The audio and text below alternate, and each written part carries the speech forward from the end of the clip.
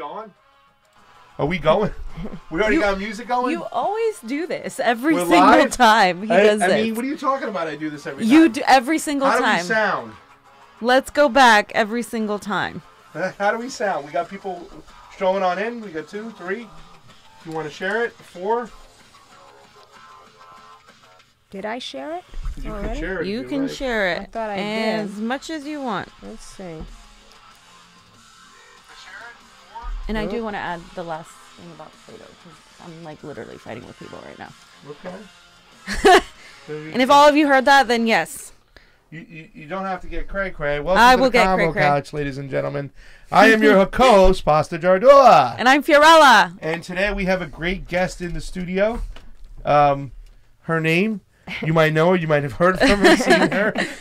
She's one of our favorites since we started this. She was really an inspiration, and I'm so glad that she's in the studio with us here today. Lawrence Steiner's here, ladies and gentlemen, from the Robust Opposition. That's right.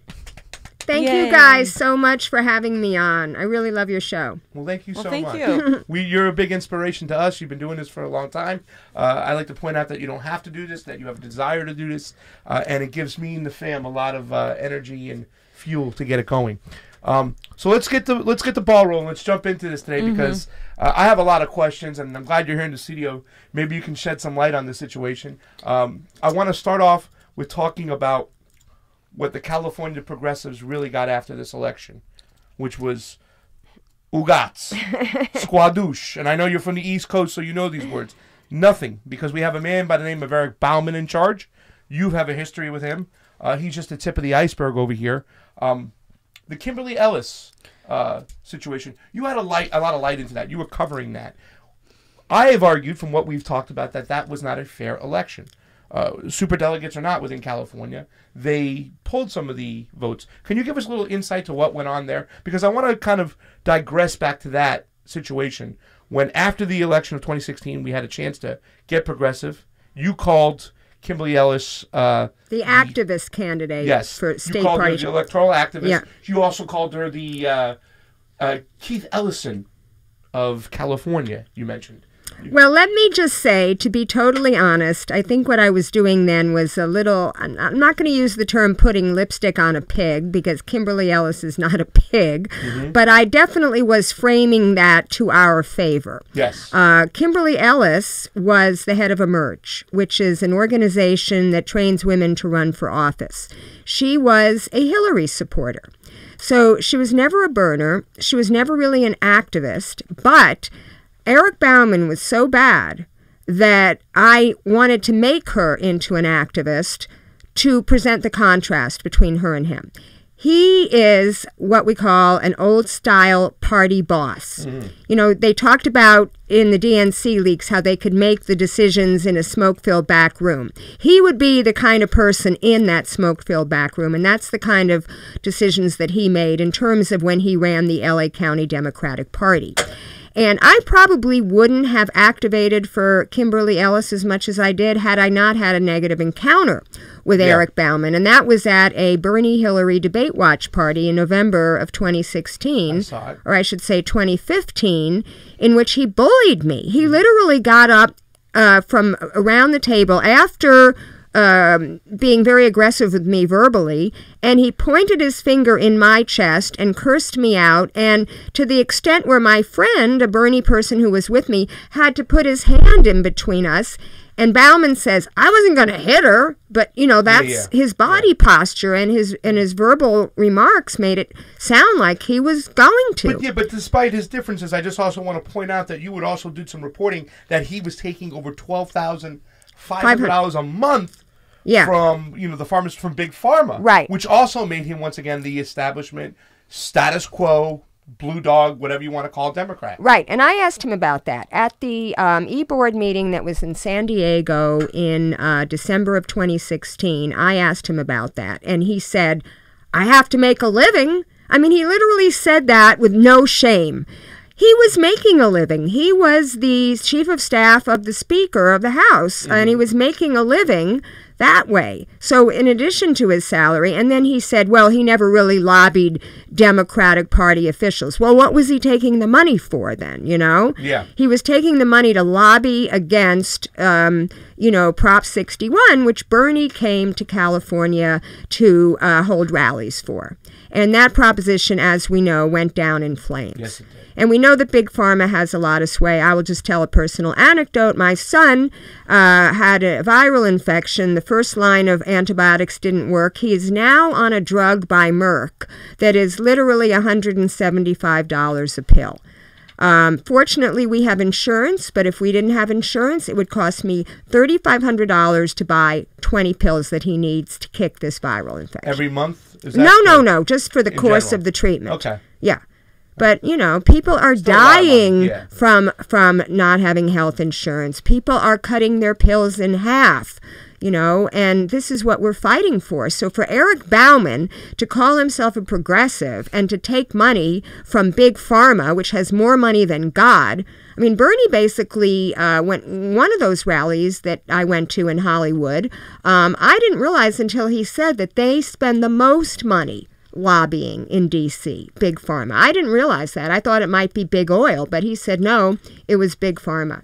Really? So, yeah. He is also, you won't know this, fam, because you're a little bit young, but me and Mrs. Steiner, you remember Bowser from Sha Na Na? Yeah. That's Eric Bauman is the nephew to Bowser from Sha Na Na. Did you know that? The real nephew? The real nephew No, of I didn't know Bowser that. from Sha Na Na. So I thought that was kind of cool as well and stuff. And I think it's no surprise that, Bauman, who was a big farmer, lobbyist, whatnot, Anthony Rendon, there's still no single payer here in California. Yeah. There is no surprise when that is your head of your DNC. Fam, you got anything to jump on this here? No. I mean, you guys pretty much said it all. I mean, I have very little respect for Eric Bauman, and I feel like he is trying to infiltrate the progressive movement within the California Democratic Party.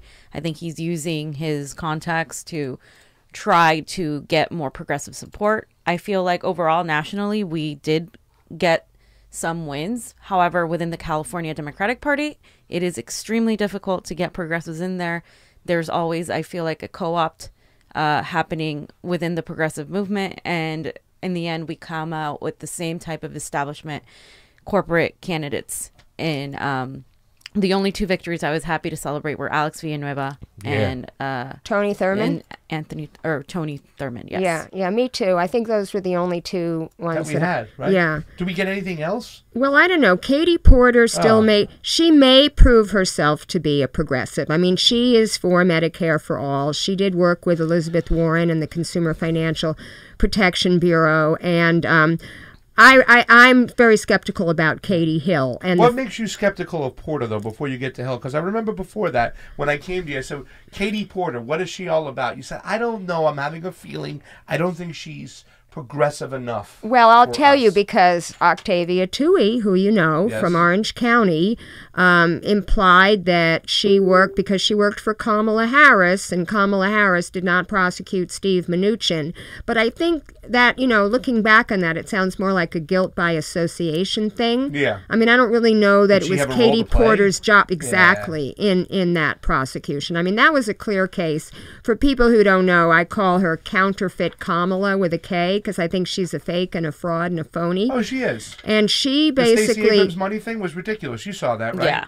Yes. She was actually just, pillaging money from Stacey Abrams, using Stacey Abrams and then taking half of that money. Right. That was ridiculous. Yeah, right. But more importantly, she did not prosecute Steve Mnuchin, who was head of One West Bank, because he fraudulently foreclosed on millions of Californians. Her office recommended that she prosecute, and she did not prosecute him because she had taken money from him when she was running for Attorney General. Absolutely. And after she didn't prosecute him, he contributed money to her Senate race. Yeah. So, yeah. Right.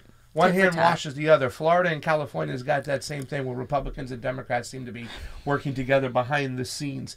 But back to that Bauman race, did you think there was some phony play when they did the recount? Because when we were waiting for the results, we were anticipating a Kimberly Ellis win.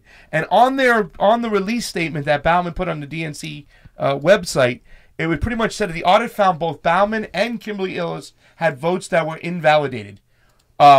But it doesn't tell you how many Right. were invalidated. Well, I think that he brought in people to vote. You know, he twisted arms to vote. I don't know that there was so much illegal stuff going on as there was him just using his bully tactics to try to bring people in to vote for him. So I can't say I was not part of that audit. I was not part of that recount. I know that she closed it. But there's also been some criticism for people who worked on her campaign that they thought they had it in the bag. I know when I talked to Joe Macaluso, I was in Portland, Oregon, right prior to that convention, and he basically told me, oh, we have it. And I think that they rested on their laurels a little bit. They didn't do their whipping enough. Certain people that were whipping, like Cody Pedersen, who was whipping in the San Diego area, you know, when I saw him there at that convention, he was really focused. He was really on point, making sure all his people voted. I don't know that all of her whips did as good of a job because they thought she had it in the bag. They rested. They got a little bit comfortable. Yeah, they did. And I know that there was one woman who I interviewed at her launch in Los Angeles at Masmalo, who didn't even bother to vote for her. I mean, this was a Kimberly Ellis delegate who did not cast a vote, and there were several people like this. Wow. So yeah.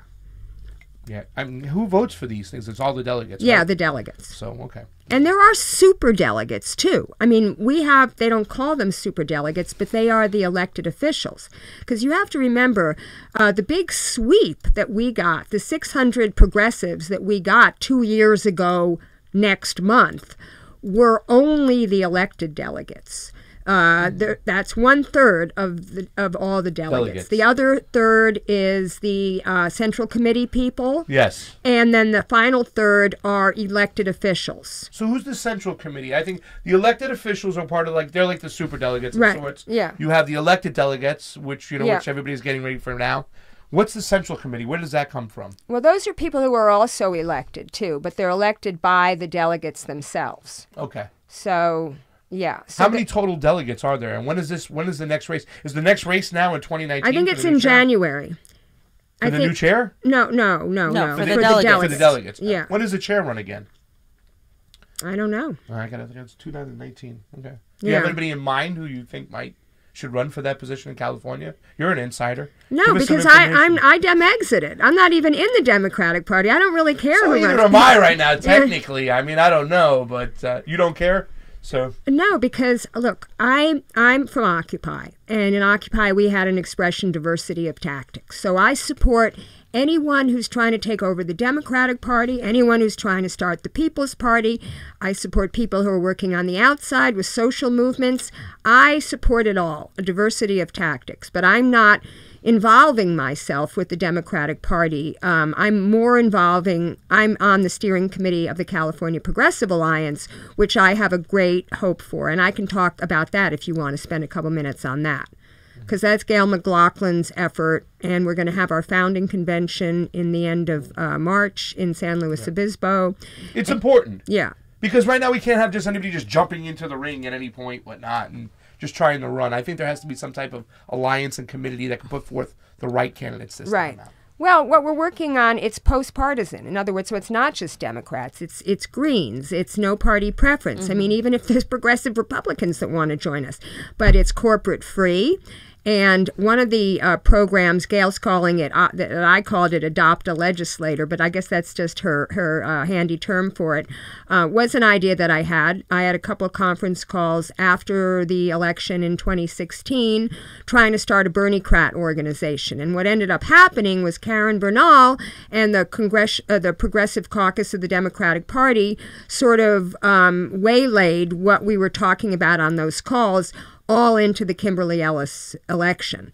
Because I wanted to have a retreat in San Luis Obispo in March of 2017 to talk about this Bernie-crat organization. And what we would do is we would have a platform, and we would get candidates to endorse our platform. If they didn't endorse it, and I was thinking specifically of Gavin Newsom, we wouldn't give them our endorsement. If we couldn't find candidates to endorse, we would run candidates. We would have a citizens' ALEC, whereby we would write progressive legislation, sort of like the nurses wrote SB 562, and we would present it to progressive legislators to introduce. And now this Adopt a Legislative program is coming out of my extensive criticism of the California Democratic Party Progressive Caucus for not being involved in legislation, for not alerting us to legislation. What happened is, since I've been doing my show for 2 years, in August of 2017 and August of 2018, I find out about these horrific bills that have sailed through the legislature that nobody's alerted us to. And I'm trying to do shows at the last minute, trying to stop them from getting passed when it's really kind of too late. So what we're talking about, and I'm going to be working on this with David Hildebrand, he's agreed to take this on, is following legislation and getting people in the California Progressive Alliance to adopt a legislator so that we will have ongoing relationships with, like in my case, it would be Richard Bloom, who's my state assemblyman. I already know a couple of his people, or Ben Allen, who's my state senator. So everybody in the alliance would have a legislator, either the legislator, the member themselves, or if not, the deputy, the district deputy. We would have an ongoing relationship in which we would be lobbying them about bills that we wanted them to support and bills that we wanted them to oppose, so that we could either get these things out of committee or kill them in committee before it was too late. And then there's also the component about reaching out to the community and having listening tours so that we could educate the public about what's going on, such that if we needed them to then reinforce our message by flooding Richard Bloom or Ben Allen's office with calls, we could then deploy the public. So that's kind of what we want, the California Progressive Alliance to be. And I have a lot of hope for that, because for many years now, since I became politically reactive, I should say, or reactivated politically, I've said that the problem with progressives is we're all in our silos. We're all either in our identity silo or in our issue silo. And we need to work together. So that's what I think this Progressive Alliance is going to do. So the racial justice people can help the environmentalists, and the people fighting charter schools can help the housing people. And everybody gets out of their silos, and we become a big force, and we stop infighting. Right, because the organizing with the progressive movement is a problem. There's really little leadership and organization, and it becomes a very easy situation for other people like the establishment to come in and manipulate and thwart us one way or the other. So I really am hopeful for this Progressive Alliance, because from the moment she started talking about it, I was like, this is what we need. That way we aren't wasting time arguing online on why you're so dumb for being Dem enter, or why you're so dumb for being Dem exit, which is exactly what's happening right now, and exactly why we need to all support Gail and the Progressive Alliance. So thank you for bringing that up. I wanted to kind of move forward with Pelosi. So Pelosi is everywhere, right? And there is a lot of back and forth going on between Pelosi and the progressives, as you know. It's online, it's everywhere, it's on social media.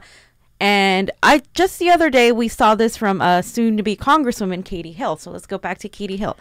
Katie Hill didn't just say she was going to vote for Pelosi. She tagged Mike Levin in a tweet and said, Mike Levin and I agree that our ability to deliver on the promises we made to our constituents depends on leadership that is bold, pragmatic, and capable of swift results. This is why we support Nancy Pelosi for Speaker and urge our fellow freshmen to do the same. That to me is it's just backtracking on a lot of the people who got her elected. She got a lot of progressive support, Katie Hill did. And she could have just said, hey, I'm going to endorse Nancy Pelosi, or she could have said anything, or she could have said nothing. But she's calling for every freshman to endorse Nancy Pelosi. Nancy Pelosi is one of the most disliked women behind Hillary Clinton and Dianne Feinstein. And I do agree that some of the insults to her are because she is a strong woman in the Democratic Party, but I think the majority of that is just based on her inaction and her voting record and her stance on certain policies. And I don't consider her a friend to the progressive movement, and I know many people don't either. So I just want your take on this, because I know you have a completely different take on some of this. Yeah, this is surprising. So listen up. Okay, well, first of all, I agree with you about Katie Hill and Mike Levin. And the first thing that I did when I saw that tweet was I retweeted it with the comment, this is why they never fooled me, because they both said that they would support single-payer health care. Nancy Pelosi has clearly said that she's not going to put single-payer health care, Medicare for all, on the Democratic agenda for 2018, even though 85% of Democrats want it and 52% of Republicans want it. So 70% altogether of the American people want to see single-payer. So why isn't she putting it on the agenda? One can only assume it's because of the big money from the big pharma and the insurance companies that we've just talked about. However, I have a more nuanced view of Nancy Pelosi. One, she is a San Francisco liberal. This was the word we used before the word progressive. And now we make a distinction between liberal and progressive. So, when she says she was talking about single payer 20 years ago, it's true. But she is also pragmatic. So as far as those three words, bold, pragmatic, and what was the third one? Swift? Yeah. Right. Okay. I will give her pragmatic. I don't know that she's bold, and I certainly don't think this is swift, because this takes a lot of work, which she does. And I want to read a couple of quotes that I've just pulled up to be on this show. And one is relating to the role of a speaker versus the role of a president. And this was from an article that was just published in The Atlantic. I forget the author, but it was about Nancy Pelosi's historic quest to be... First of all, she is the most powerful woman in American politics ever. And we have to give her credit for that. She came up through the ranks very similar to a Bauman. She was a fundraiser. She was the head of the state party. So this is what she knows how to do. She was not a policy person. She was not an activist.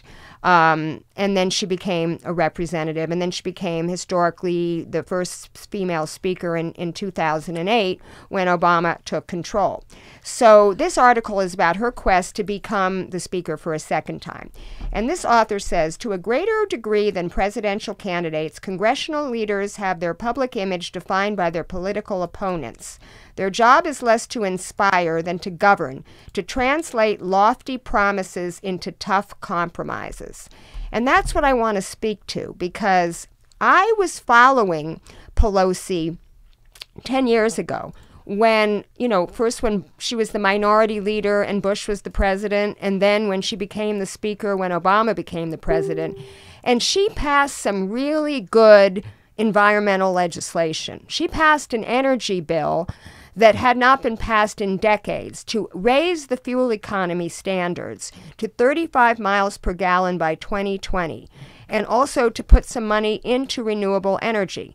Now, it also put money into ethanol, which we know is a big boondoggle for, corn farmers, and not really the kind of energy that we should be using. But this article that I believe you could put up on the screen from June of 2007. This is before even Obama won, okay? And it talks about House Democrats at odds over energy bill provisions. And I happened to be in Washington, D.C., watching this historic legislation get signed 10 years ago in 2008.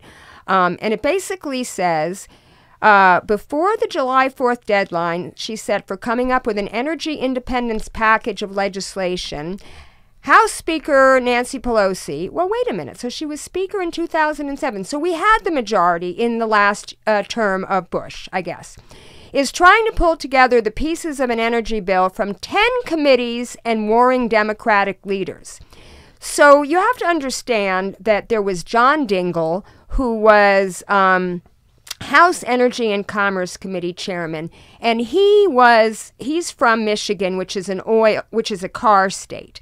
And the car manufacturers did not want these low mileage standards. He was trying to keep it out of this package and saying, let's go for a comprehensive climate change legislation next year. And then there was Joe Lieberman, who was chairman of the Subcommittee on Environmental and Public Works, who was working with the ranking Republican, Senator John Warner. And they wanted to put a ceiling on greenhouse gas emissions and allow companies to trade allowances. So in other words, that was the beginning of cap and trade, which is what Wall Street wants for energy. That's how they want to deal with it. And then there was, Edward Markey, who was the chairman of the Select Committee on Energy Independence and Global Warming. and they said his committee cannot draw up legislation, so he needs Dingell's cooperation for a climate change bill. Yeah. So the point of all this is to say that it is one thing for a president like, say, or a candidate like Obama or like Bernie when they're campaigning to say we must have, you know, the most comprehensive package to address climate change. We must have single-payer health care. We must have a $20 minimum wage, you know, if you will, to get it up to inflation. But the fact is that once you are the speaker and you have 400, well, you have how many? 400 altogether in Congress? Yeah. And so half of those are Democrats pretty much. And all those different committees and all those different states with the different interests. You've got the West Virginia coal people. Okay. You've got the agriculture. But you see, what I'm saying is you're not going to be able to get anything bold. What you're going to be able to get is a compromise. And I feel like what she was able to get in 2008 was pretty damn good. And similarly, a lot of people are giving her credit for Obamacare. They're basically saying that she revived that from the dead, saving Obamacare. Now, we all know as activists and as patients that we need single-payer health care. But Obamacare has really helped a lot of people. And we cannot deny. So I'm putting on my incrementalist hat here, basically to say that, you know, that she's, okay. So what I feel like AOC is doing, which is very smart, is she's holding out, this is what Katie Hill should have done. This is what Mike Levin should have done. Maybe this is even what Pramila Jayapal and Iram, what's her name? Imar Oma. Yes, those two already endorsed Pelosi. They need to hold out for Nancy Pelosi to at least say, and even what AOC is asking for, this select committee to address climate change, Nancy Pelosi started one in 2000. Yeah. She had a committee to address. So this is nothing revolutionary. Yeah, well, let's Fam, do you have something to say about that real quick, or do you want to? You can start. Well, I was just going to say, I understand what you're saying, you know, and I know, and I'm not saying that you're cherry picking certain legislation that she's done, but like, you know, I don't think there's anything pragmatic about what the Democratic Party has done over the last decade. We keep going back, losing seats. Everybody's everyday lives economically has been shot to shit, you know what I'm saying? And they're really, let's be honest, there's no legislation that's getting through the House. It might get through the House now, but it ain't getting through the Senate. It ain't getting through this president. No progressive legislation is going to change. This is about changing the party as a whole and representing the people. Okay, and we've seen Nancy Pelosi from time to time, you know, telling young kids who say they want to go in a more social direction, her laughing at them. The woman has become a millionaire since her time in office, whatnot. And if there's anything that we needed to do, we needed to hold the line and get a new speaker and a new direction forward. She has an approval rating of 26%. That's not going to help the Democrats come election time in 2020. If anything, it's going to hinder us. It's going to hurt the left. Because I know we're not really Democrats, we say. We're just on the left, okay? The thing that bothers me the most, and we talked about this too, and we should kind of point out that, because I know you pointed out some legislation. Hey, Hillary Clinton was one of the first to push, you know, single-payer universal health care out there back in the days, you know, when she was the first lady. But things change, and Nancy Pelosi has changed completely. She's drifted to the right her whole time in office. But the thing that is most disturbing is that nobody is stepping up to her left. Right. However, I don't care, and I'm not fearful of somebody to her right. I'm wanting of somebody more honest. And I think it's a manipulation by the establishment and by her own powerful ability. Because why is no one, out of the 16 Democrats who oppose her, why is no one stepping up to her left? Why is no one to her left actually running? And that tells you something. It does. It tells you a lot. It tells you a lot that You say that nobody wants the position. Yeah, look, everybody. Look, you don't think it's a strong arm move? No, I think it's a strong arm move. Mike Figueredo from the Humanist Report said... Figsy, we call him here. Yeah? In this place. Yeah, I like him a lot. I like him a lot, too. And he has a petition on change.org that Barbara Lee should do it. But Barbara Lee doesn't want to do it. Now, Barbara Lee is a very principled person. As you know, she's the only person who voted against the Iraq War in the Congress. The AUMF. Yes. Right. But she is not she is not as strong as in terms of whipping votes and strong-arming people. I mean, Nancy Pelosi is kind of like Eric Bauman in that way. She's like an old-style party boss. And quite frankly, I guess maybe I'm more accepting of that in a woman than I am in a man, because I'm like, you go, girl, you know? Right. Why should it just be men that can be strong and be admired for being strong? But what does that mean? What does it mean she's a strong, like, we need a strong, like, woman? Well, like, you need a strong person in order to whip. I mean, look, here's the thing. Why I would never be in Congress, and maybe why you guys would never be in Congress, because we are principled activists, and we want to take the ideal position, what we want to shoot for. That's where we start. And we always say, or at least I always say, I'm going to ask for this. Let the politicians compromise. This is what we hated about Obama. He came in compromising. He was like Charlie Brown and Lucy with the football. Yeah. As soon as, he came over to where the Republicans were, they would move the football even further to the right. To the point where I used to say they voted, Obamacare was Bob Dole's position.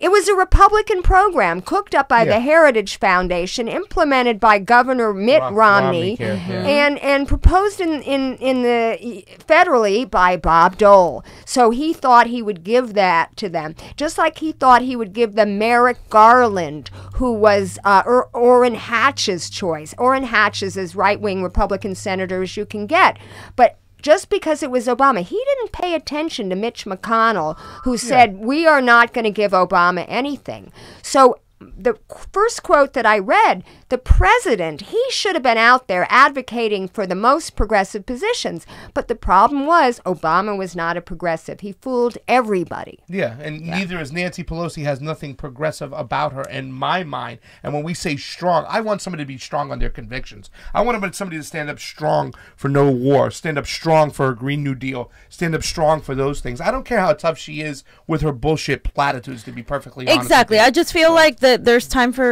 for new leadership in the sense of how we've been operating our Congress for the longest time. We've been operating under the notion that a politician has to be ruthless, that a politician has to be pragmatic and cunning, and all of these adjectives that we're just using to describe. And obviously it hasn't worked, because we're here at this point with Donald Trump as president. And we are still seeing that the Democratic Party and some of the left are pushing establishment candidates like Kamala Harris, like Biden, and possibly Hillary Clinton all over again. And Beto O'Rourke now.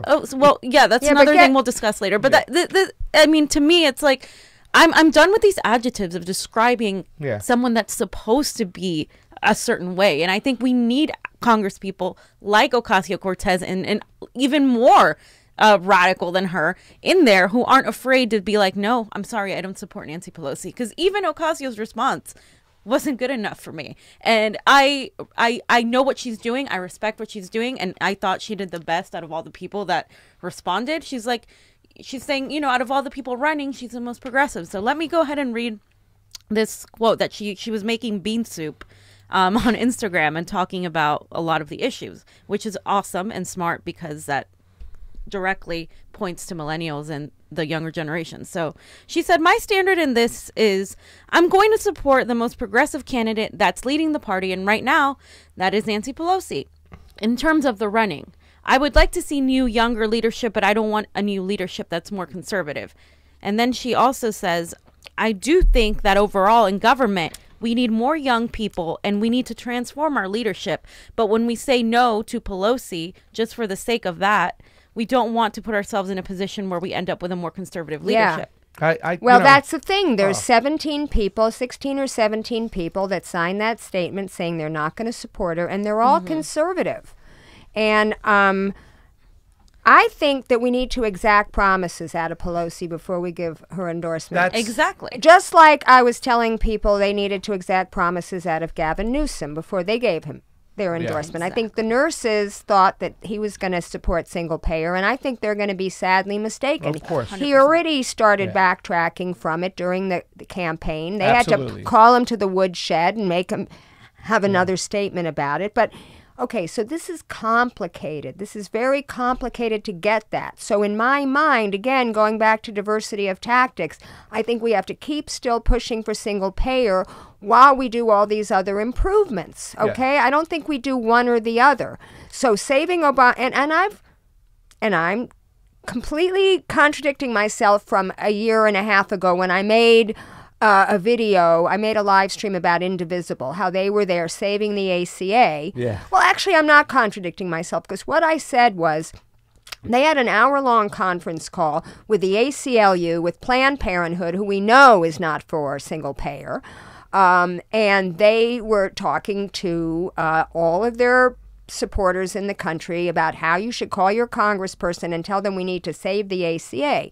Well, in my mind, if they really supported single payer, they could have added a little sentence that said, listen, we think single payer is the way to go, but right now we have to save the... They could have even... But they didn't even say that. They didn't even throw that bone out, because they're basically not for it. So here's the thing. As far as the 1,000 seats, I put that on Obama. Obama, first of all, was the leader of the party. He was the purported leader of the party, not Nancy Pelosi. The Speaker of the House is not the leader of the party. Obama completely dismantled his Organizing for America, which was the largest grassroots mobilization for a presidential campaign ever assembled.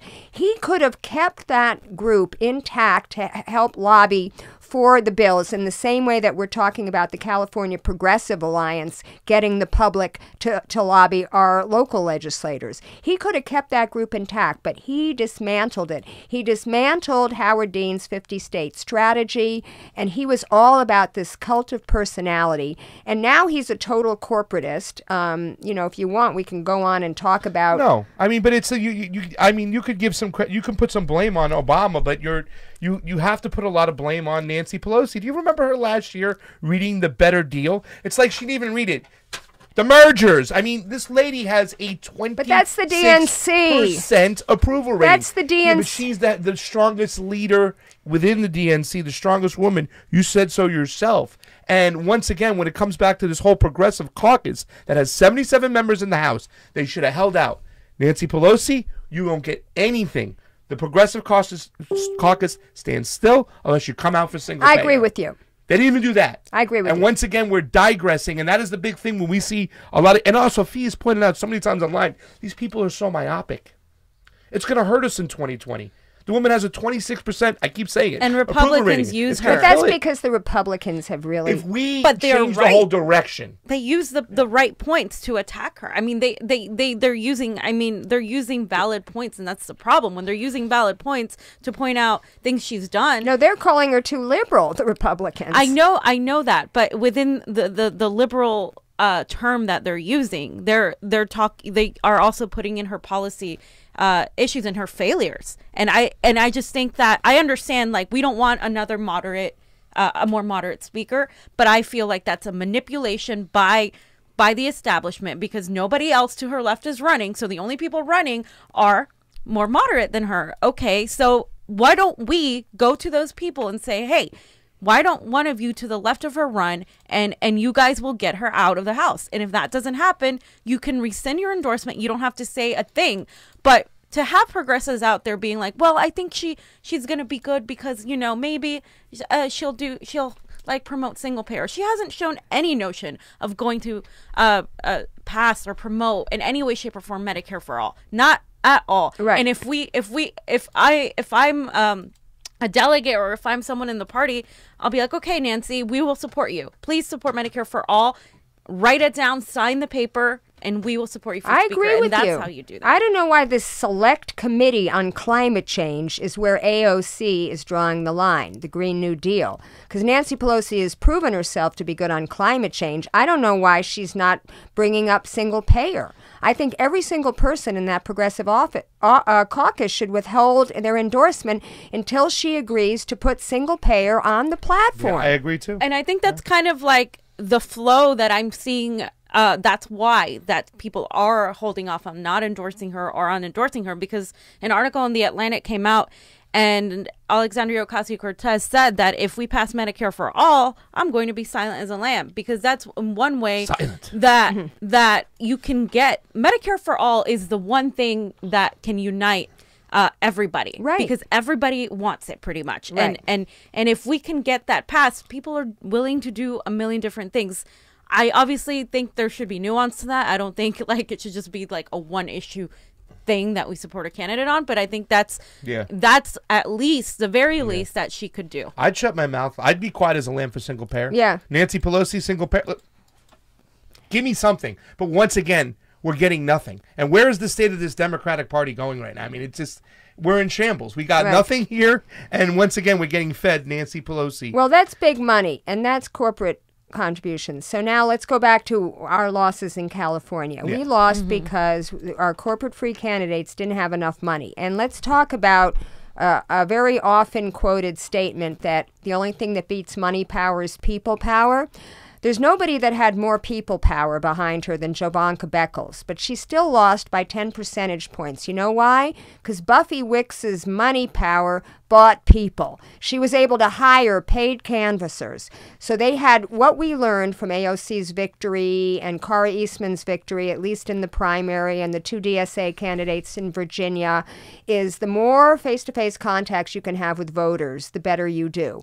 And not just voters, but even non-voters. So that's the best strategy. If you're a corporate-free progressive candidate, you're not going to go after the likely Democratic voters. You're going to go after the unlikely voters, the millennials, poor people. People who aren't voting right now. Right, because those likely people are going to go for the establishment person. That's what happened with Hillary. And that was my critique of Bernie Sanders' campaign. He was asked in a CNN interview, if income inequality was your biggest issue, Bernie, how come in 6 of the 7 states where income inequality was the greatest, did Hillary win? And his glib answer was, poor people don't vote. And I was screaming at the TV, well, Bernie, you never went out and tried to get them. At LA for Bernie, I started, wasn't my idea, it was one of our volunteers' idea. It was called the Low Income Outreach Project. And we would go to Walmart and 99-cent store and employment offices. And we would talk about how, oh, you know, you don't vote because there's no candidate that represents you. Well, here's this guy that's going to represent you, because for 40 years, all he's cared about is the poor and the working class, you know, people. And that's, his campaign had a very standard, like when they came to California a month before the primary, my people were telling me, they're giving us these walk lists where they're asking us to skip houses, because we're working off this NPG van list of likely Democratic voters. And they ignored it. They said, we're going to stop at every house, you know? Yeah. Because the likely voters are going to go for Hillary. Yeah. And they did go for Hillary. So that's when you see those canvassing sheets, they got the the likely voters you're looking at. They're not looking at those other houses that aren't on that list where you can knock on the door and you don't know who's going to answer it. Right. You know what I'm saying? And possibly, I mean, that's going to be, I think the future is going to have to be that. I went out and canvassed a couple of days with Alex Villanueva, and I walked with him. And that's why he was the only candidate I voted for, because he was amazing. But we were skipping over a couple houses and stuff that we didn't have information on. And I was thinking to myself, what if we knock on that door? Who knows it's there? Maybe it might be a Trump supporter. Yeah. But who knows? Maybe we can talk to them and sway them. Yeah. Stuff. But other than the people power, and you talked about it, what about election integrity? I mean, didn't we hear some stuff that there were almost 75? And you put up something about this before, and I was like, no, Lawrence Steiner, I don't believe all the provisional ballots are counted at all. Okay, well, I got to talk to that. Okay, because we're talking 2016. Yeah. Okay, you're missing at least 1 million votes somewhere. They're gone. They're in the trash. Those were provisional ballots. Right now with Maria Estrada, I think she was reporting, and she put up something that close to some precincts were giving out 75% of the ballots. Okay, well, there is something that I want to try to investigate, and I'm going to try to investigate it. And that is the vote by mail. Everybody was converted to vote by mail. People who didn't even register to vote by mail would go to vote, and they said, oh, we have you as a vote by mail person. And they would say, but I never got a ballot, or I never requested that, or whatever, right?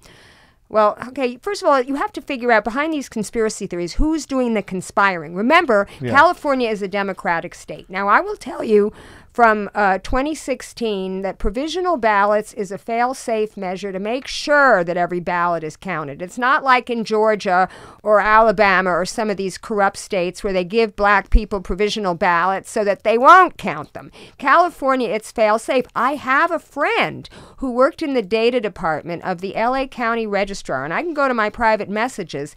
He told me that in 2016, in the largest county in California, which is Los Angeles County, only 1,400 provisional ballots were not counted. And the reason why was those people were not registered to vote. So obviously, if you're not registered to vote, you can't, have your ballot counted. So 85 to 90% historically, and you could see data on this, 85 to 90% of provisional ballots in the state of California are counted. Now, we set up, Lucy Riley and I set up ballots for Bernie. We had ballot counting, monitoring. When they were counting the 2,400,000 ballots that weren't counted on election night, the provisionals and the late-breaking vote by mails, we had teams set up in almost all of the 58 counties monitoring that. And with the exception of San Diego, where that corrupt Michael Vu is down there, and they were whiting out Bernie Sanders' name, and Alameda, where they wouldn't let us get close to watch to see what they were doing, all these other counties were comprised of, because it's not Alex Padilla. He just sets up systems. Alex Padilla, everybody was... He sets up what? Systems. He tries to... Systems intact. Well, they're very minor. The counties, the registrars of voters in the counties run the elections, okay? So the training is done by them. The monitoring is done by them. Everything is done by them. What's going to happen in Los Angeles County is we're going to voting centers. So instead of having 4,000 precincts with volunteers who are paid very minimally, and they don't even get training, what we found out is only the poll inspector gets the training. The workers don't. They could watch a video online if they choose. Other than that, they're using these machines that are from the 60s. So everybody that was reporting broken machines, A, that's why they're old machines. B, the ballots are not counted, tabulated at the polling place anyway. They're just put into that machine and they're tabulated at the registrar's office. So what happens is if the machine isn't broken, they go into a locked box with a chain of custody that is established and they get counted over there. So it was making me crazy to see all these conspiracy theorists, including some things that Greg Palast said in 2016 about Bernie winning California or Bernie winning San Francisco or any of these crazy things that, were not happening. So I want people to feel like their vote is being counted in California. Now, that's not to say that in Texas and in Georgia and all these other... yeah, I mean, that's crazy. But if it's happening in all these other states, you just can't believe that it's happening here, too? Because Greg Palast led some very convincing data on that, and that's his specialty. I mean, and he's doing it in Georgia as well with Stacey Abrams. But he wasn't monitoring at the polling places the way we were. Okay. Let me ask you a question, Lauren Steiner. I mean, at the registrars. Yeah. I'm sorry. Did you have another question? No, go ahead. I'm sorry. 2016, the primary, Bernie Sanders and Hillary Clinton, versus 2008, Obama versus Hillary Clinton. Yeah. We had a record number, 2016, of new registered voters 6 weeks before the election, 800,000 new voters. How many more votes should there have been in 2016 compared to 2008 for that primary, in your personal opinion? You're talking about California? California primary. Okay, well, all I want to tell you is I want to recount a story, a conversation that I had with Josh Phillips, who was Bernie Sanders' field director. Okay? I worked with him. I had a meeting of all my LA for Bernie leaders at my house with him, and we talked about how California was going to go. Right when we found out that 2.4 million votes were not counted on election night, and they called it for Hillary by 15 points, I contacted him, and he said, do me a favor. I said, is the Sanders campaign going to be sending in lawyers to monitor the counting over the next month? And he says, I need you to find out something for me. And he says, tell me what percentage of those are provisionals and what percentage of those are absentees. So when I told him the numbers, which I don't remember off the top of my head, he called the people, and then he called me back and he said, no, we're not going to send anyone in because based on the fact that so many of them are absentee, absentees go for Hillary because the early voters, who vote by mail are the likely Democratic voters, the establishment types we were talking about. Most of the provisionals are going to go for Bernie because those are the newly registered people who's got their things screwed up. And students who are voting where they go to college as opposed to where they live and all this kind of stuff. And he said, Bernie's going to close the gap by 7 or 8 points, but he can't win, so we're not going to put any lawyers. And that is exactly what happened. They got it to the exact percentage on how much he closed the gap. So it's like they had election protection people. They knew what, the statistics needed to be. And the fact was, he just didn't run a good campaign here. He came to California. There were only 50 organizers in the whole state. The largest number of delegates, we had 55 elected delegates here in California. He only had 50 campaign workers. They had 100 in New Hampshire, right? They laid off 291 organizers after New York because they were running out of money. They came into California. They only had $6 million in the bank. Politico, I remember reading this article with Tad Devine where they said, are you going to run TV? This is why Mike Sarasso quit, or was fired, actually. Mike Sarasso said, we need to run a field campaign, but Tad Devine, who was making money based on how much TV was bought, said, well, we may just buy a small buy, or we may not make a buy at all. They ended up spending $2 million, which was an ineffectual TV buy in a state as large as California. $2 million is nothing.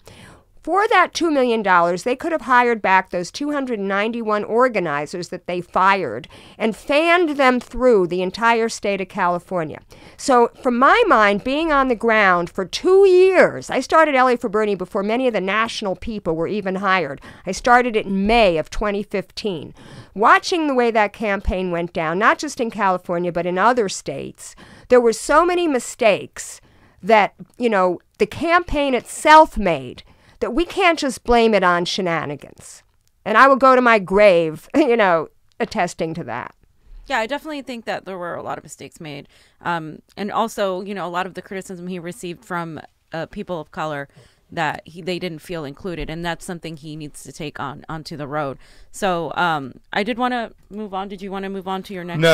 I just wanted to point out that I think that, I appreciate the fact that you said there's a lot of mistakes that could be made, but I don't want to ignore also the shenanigans that go on. And there's no way in my mind personally that you can convince me that there were only 18,000 more votes 8 years later in a very big primary in the information age where we had 700,000 new registered voters. You're talking about 2008? 2008 to 2016. Oh. You're talking about 18,000 more votes. That number just doesn't add up. I can't. I can't just speak intelligently to that. Yeah, well, that's where I look. I look at those numbers and I'm like, something's not adding up. Something similar happened to Tim Canova versus Debbie Wasserman Schultz this time around. When we look at those numbers, it doesn't make any sense. Oh, yeah. It doesn't make any sense. She resigned finally. Brenda Snipes. That's ridiculous. She should have been She should have been fired and prosecuted. Exactly. 100%. Yeah. We're going to talk about your favorite person, Lauren. Here we go. Who, Obama? No, Donald Trump. Oh. So we're going to talk about, you sent us an article you wanted to talk about when it comes to talking about, and it's an old term that my uncle used to say, you got to call balls and strikes. Regardless of what side you're on the left, you're on the right. And what he means by that analogy, you have to call balls and strikes, is that you have to call it like it is. And we talk about this when it comes to Trump a lot of times because we're around this whole bubble of people that it's all anti-Trump. I think it drove us crazy that a lot of these candidates were nothing more than just anti-Trump. But when Trump does something good, we should praise him for doing something good. When majority of the time when he does the Trump shit, we can call him out on it. But I think there's this whole culture of just no matter what he does, even if you're speaking against peace, you go against Trump. And we talk about it in the likes of North and South Korea. Right. You wanna elaborate, please? Yeah. Well, for instance, we can even go back before that. We can go back to Syria, where he started making noises about, he tweeted something about we're pulling out of Syria, right? Yeah. All of a sudden you saw this new Assad gassing his own people. Now, this is the second time this happened. This also happened in 2014, which was the red line that was crossed that Obama had set out for us to enter the war in Syria, the civil war in Syria. Yeah. But Cy Hirsch did some great reporting on that. By the way, Cy Hirsch being a reporter who is banished to reporting from foreign publications. Cy Hirsch is awesome. Anytime you question the deep state, you lose their job, whether it's, Chris Hedges or Cy Hirsch or Phil Donahue or even Cenk, So Cy Hirsch reported that this was not Saddam gassing his own people. It was an attack, and there was some phosphates, some agricultural phosphates that blew up, and that's what it was perceived as. But we jumped on it, and we entered in there, and we ended up prolonging the war because we ended up supporting the al-Nusra Front, who was the outgrowth of al-Qaeda, right? Mm-hmm. So otherwise, Assad and Russia would have dispatched with ISIS and would have ended that war a lot sooner until we came in and supported. And then, of course, the White Helmets, which was the propaganda arm of the al-Nusra Front, which everybody made and Max Blumenthal did a great 2-part series in Alternet about that, how they were really they were brought up by the Purpose campaign, which is funded by Avaz, which is why I don't give to Avaz anymore. You go on their page, they had a no-fly zone in Libya, and then they had a no-fly zone in Iraq. And Syria, and we know what no-fly zone means. It means war, exactly. Yeah. So Ayman Asfari, who owned a company called Petrofrac, you can tell it's a petroleum company, he was funding the White Helmets. And we fell for it hook, line, and sinker, to the point where I remember Claudia Bester, who runs public programs at the Hammer Museum, she was showing that thing. And I'm like, no, that's propaganda. You can't show that. But everybody is totally snowed.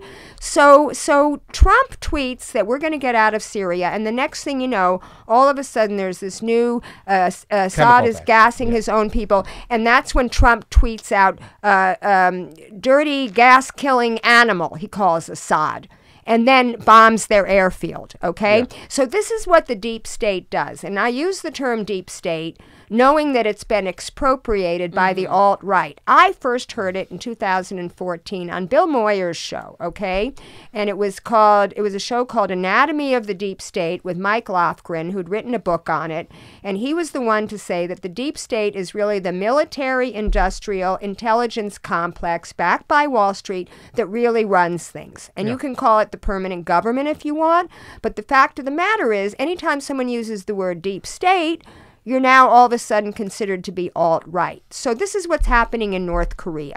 The deep state wants to perpetuate, and I did a show about this in March, that everything we've been told about North Korea is wrong. He was actually a communist in the same way that Ho Chi Minh was a communist, that Mao Zedong was a communist. These were independent communist movements trying to free their people from the yoke of imperialism and the yoke of colonialism. So when Ho Chi Minh came to the United States to meet with Roosevelt, he wouldn't meet with him.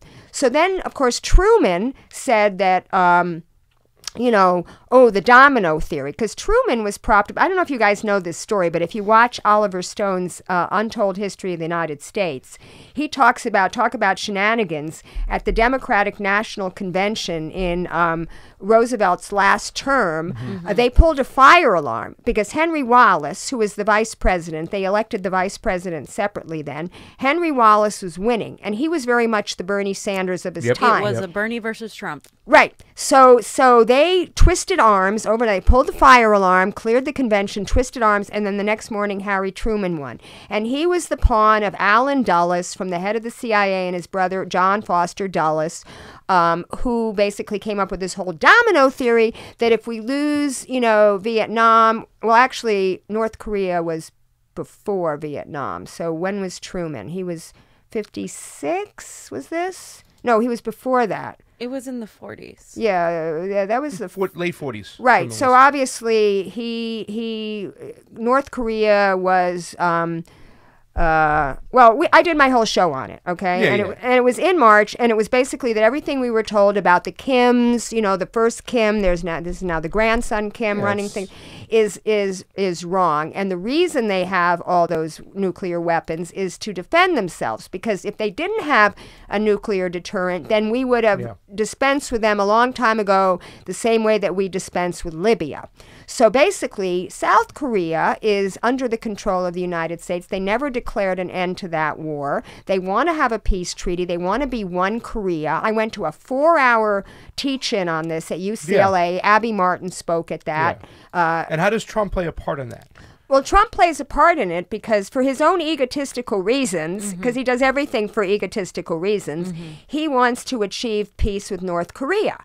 So as soon as he starts negotiating with North Korea or sends his people to negotiate with North Korea, people from the left and the right start attacking him because they want to perpetuate the status quo, because not only does it benefit the deep state, it also benefits the international arms dealers and the weapons manufacturers.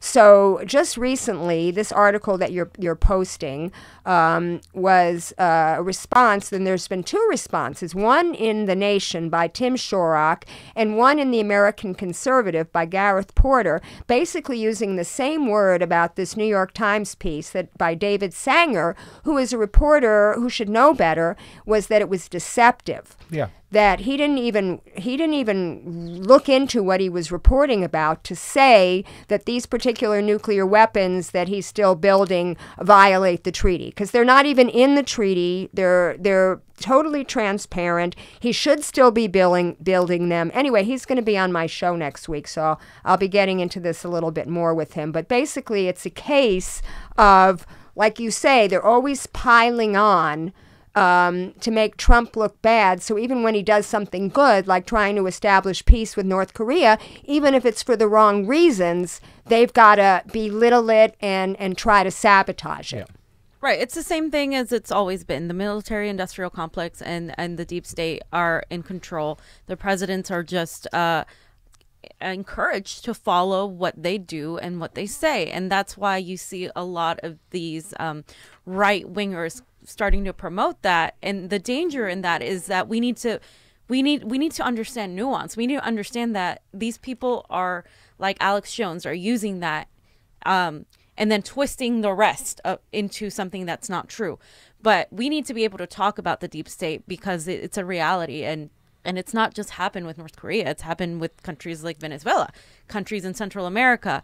And right now we are living the results, and we are seeing the results of our imperialism in Central America come to a disastrous fruition, because those people that are in the caravans are escaping from these problems that we caused through our regime change wars. And in that way, we do so in every part of the world. And I think people need to start realizing that without, oh, you're a right wing, you're saying the same thing as Alex Jones. It's a little bit more complicated than that. We need to be able to have these discussions, and North Korea is a prime example of that, because the moment they decide that they want to be independent is a moment where, like, no, this is not okay. It doesn't benefit us, so we don't want it. I was telling Pastor something he didn't know. I didn't know it until I went to this thing. The South Koreans can't even tell those tens of thousands of troops that are stationed there to leave. They don't even have control of their own country because the Americans are there. Right, because only the Americans can pull out of there, and they don't want to pull out of there. I think that, and this comes back to Donald Trump, because we really didn't get to what he has done well in Syria. There was some pullout, whatnot, from the whole war, but he is still leaving some troops there, and I think that's also the part of thinking, like, intellectually, when you can have some critical thinking and say, hey, listen, what Trump did, because he did tweet a lot of stuff, oh, we're wasting money, let them fight each other. We did pull out the majority of funding. We got the white helmets out of there. I think that's what the Putin-Trump discussion was the first time in Helsinki, was like, hey, get those white helmets out there. Let's get something. Let's start scaling down the war. We realized we couldn't win it anymore. And then he pulled out the majority of the troops. There are still some troops in the Golan Heights, so he still he hasn't completely pulled out of Syria. But once again, it was a situation Trump could go to South Korea. Now, we have talked about that on this show, because you're looking over here at a Moon Jae-in man. I love Moon Jae-in, and the timing was just perfect for Donald Trump to make a peace deal, because now Moon Jae-in came into power, and decades ago he had talked about the pillars of peace within North Korea and whatnot. So I think it was this beautiful thing coming together. However, like you said, Trump has not pulled those troops. He's not going to pull those troops. And at one point, Kim Jong-un was really mad that they didn't cancel the drills. Right. Why? Because those drills cost us a lot of money. We got to pay that money. Yeah. The military-industrial complex has got to get their money, their deep state. So it is this kind of like thing there, like, let's call balls and strikes. When Trump does something good, he's done something good to help broker the peace over there. However, let's also look what's going on. Those troops are still there, and they're not getting pulled out as well. So you can be critical of Trump in some ways, but you can also pat him on the back. Well, I would rather not look at it that way. I would rather not pat him on the back for anything, because everything he's doing is for the wrong reasons. What I would rather do, and make the same point that you're making, is criticize his critics and say that they're criticizing him for the wrong reasons. They're actually siding. That's fair. Yeah, because I mean, you look at Rachel Maddow, I can't even watch her anymore. Because everything's about Trump and Russia, Mueller investigation. And now you notice Jimmy Dore did a great show on that, based on an Aaron Mate tweet. Article, that there's no more mentioning of this anymore because they can't prove the collusion. But what did they do? They fomented a new Cold War with a country that is a second-rate power. It's GDP smaller than the size of Spain, a country that has nuclear weapons that we should be getting along with. And now Trump's doing a horrible thing by getting out of that nuclear agreement. Now he's saying it's because they're not living up to their portion of it, but that's not the right reason. Just because they do the wrong thing doesn't mean we should do the wrong thing. Somebody's got to stay in that agreement and set an example, because that's... But they are doing their part too, but to talk about it as well. You're talking about Iran, right? No, I'm talking about Russia. The nuclear agreement, Russia. The nuclear agreement with Russia that we're getting the out IMF, of. I'm sorry. Yeah, I mean, the Iran thing that he did was totally wrong. Yeah. So I don't really feel like we need... I mean, sometimes I feel sorry for him, because when he's sitting there and he's talking about fake news, I'm agreeing with him. It is fake news, Right. But it's not that he's done something so great. If he did it by accident or for the wrong reasons. Yeah. Everything's so convoluted. 100%. Yeah. Everything's so messed up. Yeah. I think we need to recognize that the reasons he does things too is important, and all of the reasons he does things is for self-glory and narcissistic, desire. It's not because he actually cares. However, we do need to be like, this is actually good. When we see something good, we need to be aware of it. And the problem with the Trump deranged syndrome is all people focus on is him as the villain, while meanwhile we have all these other problems behind us and around us that are happening. And we've also rehabilitated people that should not be rehabilitated, for instance. Like Bush. And also when I was covering the the Justice for Jail, the Justice LA thing that they were doing for that campaign with money bail, which totally got away from us. That's something that got completely bastardized at the last minute, to the point where all those groups took their name off of it. They'd rather see another year of cash bail than the predictive policing algorithms that they put in, that they feel are going to keep people in jail longer, actually, than the cash bail. But Jane Fonda was there speaking on behalf of that, and she actually caught herself as she was making a comment about how she was watching Rachel Maddow, and she said, and I found myself agreeing with the FBI. Can you imagine that? Me agreeing with the FBI, she says? And she wasn't even being self-critical, like, why are you agreeing with the FBI? Is somebody leading you down the primrose path here? Why did they even have the FBI person on there? They're on the payroll of MSNBC, CNN, all these spooks, these spies and former spies. They don't let you know that they're currently on the payroll of also the CIA, the FBI, the NSA as well. This guy, Malcolm Nance, is the worst. Oh, my Lord. I can't stand Malcolm Nance. I mean, and Karen Bass, I covered a town hall she did 2 years ago where she brings Malcolm Nance as the guest speaker.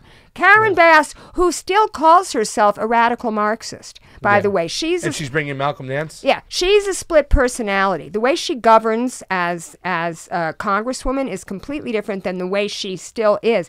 I had a private meeting with her with like 6 people. We were lobbying her about something. I can't remember what it is now. But, I mean, the way she was talking is like, oh my God, she started out of the Rodney King riots. She started the Community Coalition. Anyway. So, well, listen, Lauren Steiner, we've been here for a while. We have to start getting out right now. I think that's the last subject. Do you have anything else you want to ask, Mrs. Steiner? Yeah. You want to talk about the stuff you want quickly, played out for we the do lightning have to round. go, but quickly, Beto O'Rourke. I'm seeing a lot of, I've been seeing since, the moment he was primarying and then, and after he lost to Ted Cruz, a lot of people have been saying, Beto 2020.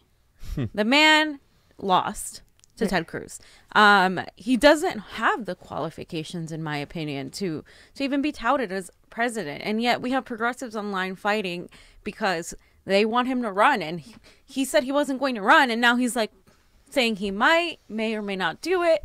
And the reason this is such a huge issue to me is because it is my belief that the only person that can beat Donald Trump, and the belief of many other people who have literally strategized and seen the numbers, is Bernie Sanders. And if we have a bunch of distractions running, and by the way, I don't trust Beto as a candidate.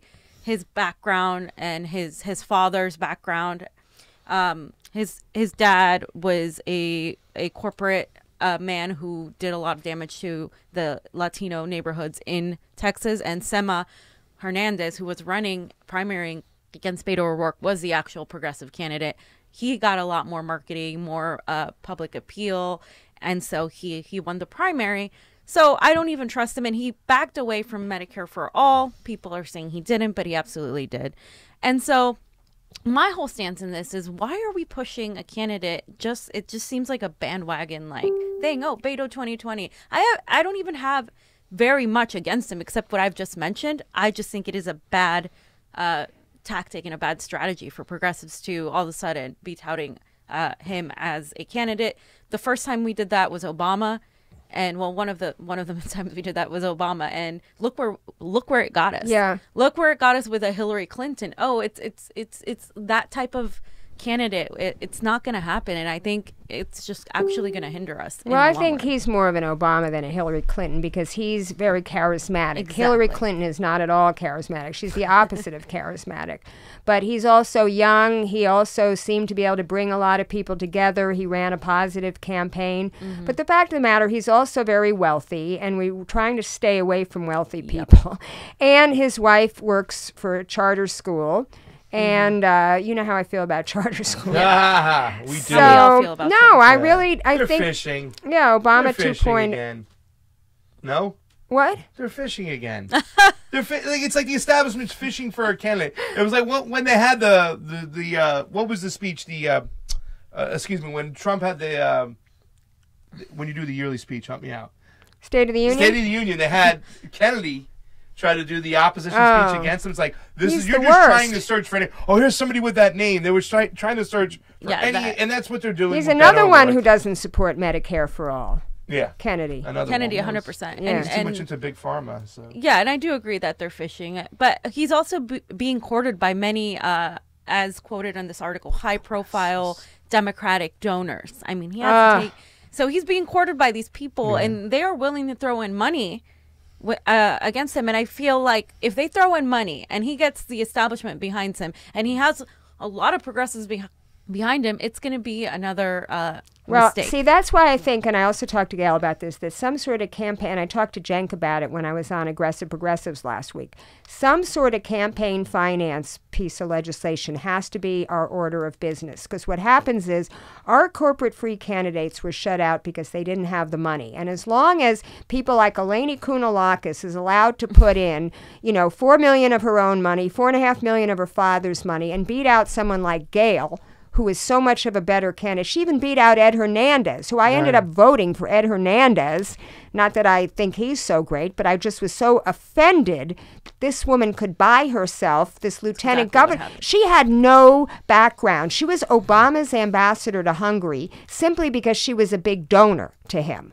Not that she had any background at all. And now she's lieutenant governor. Yeah. And now that's how it works here. Yeah. And I would like to see, we have an interview with Eleni Kounalakis from the San Diego DNC. We cornered her. Her campaign manager didn't want us to talk to her, but I jumped right in there. You did? I pulled a Lauren Steiner, and I said, are you progressive? That was my first question and whatnot, and she tried to answer it. You can see Well, and then here goes the platitude part Salad, and stuff. salad. Yeah, but- she ducked me. I actually, before I started live stream, maybe I shouldn't have done this. I should have just started live streaming and cornered her. But before I started my live stream at the Santa Monica Dem Club Summer Picnic, I came to interview. I had 6 questions about banning fracking, free college, all these different things that I wanted her to, come on camera for.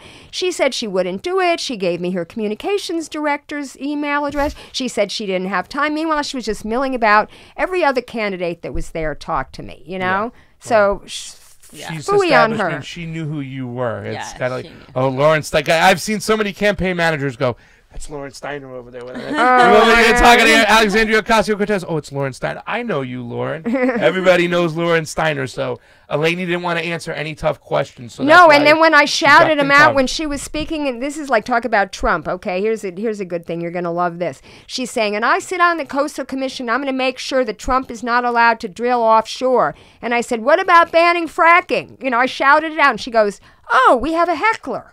I'm like, no, not a heckler, just somebody who is a reporter who's trying to ask you a What question that about you didn't banning answer. fracking? Meanwhile, the reason I say you're going to love this is Jerry Brown is fracking on state waters. So he's making a big deal like, ooh, we're going to make sure Trump doesn't frack off in federal waters when he's already has got 5 times more wells in state waters that he's currently drilling in. 20,000 plus. There we go. Yeah. All right, we got to do the lightning round. We're going to get this going. Me and Fee are going to ask you a couple questions. Are you ready? I got to answer real quick. You got to answer real Like- questions. okay, We're going to do real quick, right? We have the. Here it goes. Here it goes. He's got it going. Lawrence Steiner, what's your favorite bagel? Oh, poppy seed. Next question. Lawrence Steiner, what's your favorite ice cream? Chocolate chip mint. Ooh. Lawrence Steiner, who's your favorite movie star? Katharine Hepburn. Who is your favorite progressive other than Bernie Sanders? AOC. If you could travel anywhere in the world today, where would you go? Australia, New Zealand. Who's your favorite Green Party personality? I don't know. I don't like any of them. All right, which Democrat do you despise the most? Oh, Joe Manchin. Right Last now. question. And which of the hosts of the Convo Couch is the prettiest? I plead the fifth. Ah! That's it. Hit the buzzer. Lawrence Steiner, ladies and gentlemen. That was definitely a Thank you guys so much. It was really fun. Tell us, everybody, where you can find us, where they can find Miss Lawrence Steiner online. Okay, so my own Facebook page, laurensteiner.la, Twitter, Lauren_Steiner, YouTube, Lauren from LA. Gotcha. Awesome. Thanks for watching. Thank you. Tomorrow we're going to have on Graham Elwood right here on the Convo Couch, so tune on And in. we'll be talking more about my experience visiting Tijuana and seeing the people from the caravans there. So, Convo out. bye. That's great that you did that. Hey, if you liked our video and want to support independent media, please like, share, and subscribe below. Yeah, we have a Facebook, a Twitter, a YouTube, and coming soon, fam, we're going to be on Roku. Take it easy, fam. And if you have any change to spare, please subscribe to our Patreon below to keep us going. Yes, anything would help with that. Thanks again for watching. Convo out.